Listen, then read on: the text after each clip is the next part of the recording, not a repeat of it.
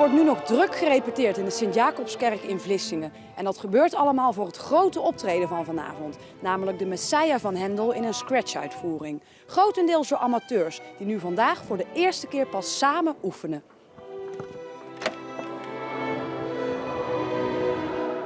Behold and see if there be any sorrow like unto his sorrow.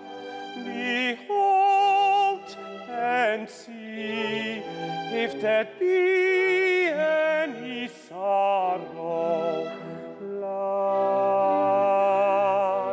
unto his sorrow. Mevrouw, even lekker een kopje thee. Heerlijk. Ja, even de stem smeren. Hè? Dat is wel belangrijk vandaag. Hoe is de repetitie gegaan vandaag, tot nu toe? Ik vind het ontzettend leuk om te doen. En allemaal enthousiaste mensen om je heen. Allemaal gelijkgestemde zielen. Dus dat is geweldig.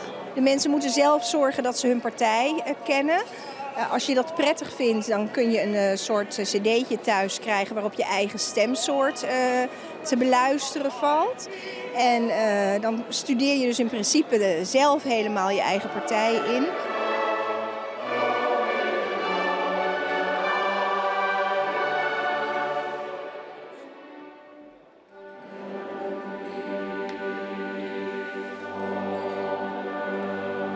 Wat heeft u met die Messiah? Qua muziek vind ik het een heel mooi stuk. En zeker ook de tekst als je kijkt wat je zingt. Het is eigenlijk van het begin tot het eind het leven van de Heer Jezus. En ja, wat hij ook voor ons heeft gedaan, dat spreekt mij heel erg aan. Kunt u mij eens uitleggen, wat maakt het nou zo leuk om hier aan mee te doen? Nou, dat teamwork is net zoiets als bij sport.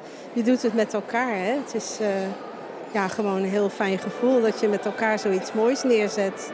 Dus we kijken allemaal uit naar vanavond, hoe het zal gaan. Bent u al een beetje gespannen voor vanavond? Nou, echt gespannen niet, maar wel in de zin van hoe loopt het? Zou het allemaal zo goed gaan als we willen? En dat is natuurlijk een spanning die bij de scratch hoort. Dat is niks bijzonders, dat is gewoon dat je zegt van gaat het net zo mooi bepaalde stukjes als vanmiddag of vanmorgen. En andere stukjes, die willen misschien ietsje minder. Ja, dat is scratch.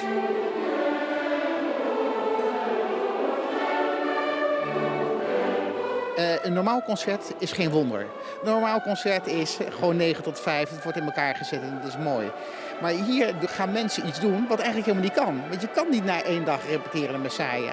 En de mensen die hier in de zaal gaan zitten, die komen erachter. Wat? Dit na 1 dag? En die zullen dus meer gefascineerd zijn door wat er wel lukt dan door wat er niet lukt. Ik ben elk jaar blij dat het weer scratch is. En we gaan ook altijd. Als het enigszins kan. En we hopen er maar op dat we dus niet worden uitgeloot. Want dat zou ik zo jammer vinden dat je dus een jaar moet overslaan. Nou ja, zolang ik nog goed kan zingen, dan ik vind het heerlijk. Echt waar. Ja, gewoon de sfeer en alles, hè. Komt er vanavond ook nog publiek kijken voor u?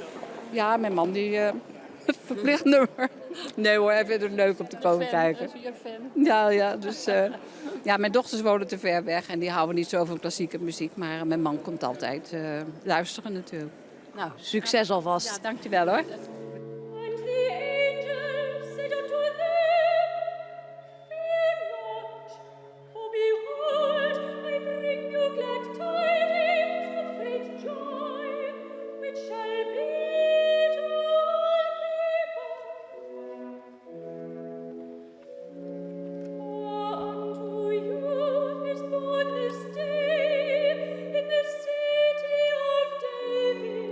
En hoe is het gegaan tot nu toe? Nou, mezelf rekenend denk ik van het was niet verkeerd. Maar vooral zie je aan de reactie hoe de dirigent het wist. En af en toe zag ik aan zijn gezicht dat hij tevreden was.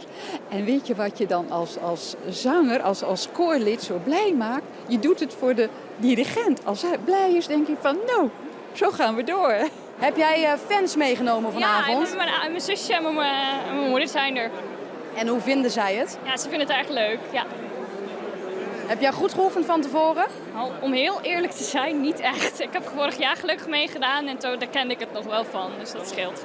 En val je dan nu op zo'n avond niet een beetje door de mand? Nou, valt wel mee. Ik kan goed van blad lezen, dat scheelt.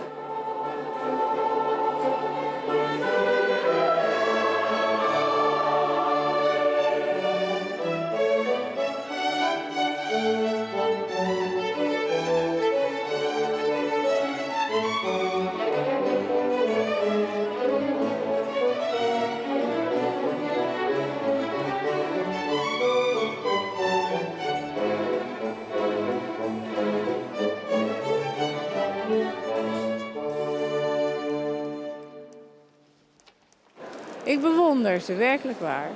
Zou u misschien zelf ook ooit mee willen doen? Ja, maar mijn stem leent zich er niet meer zo goed voor. Ik had het graag gewild. Maar nee, ik denk niet dat ik dat meer kan.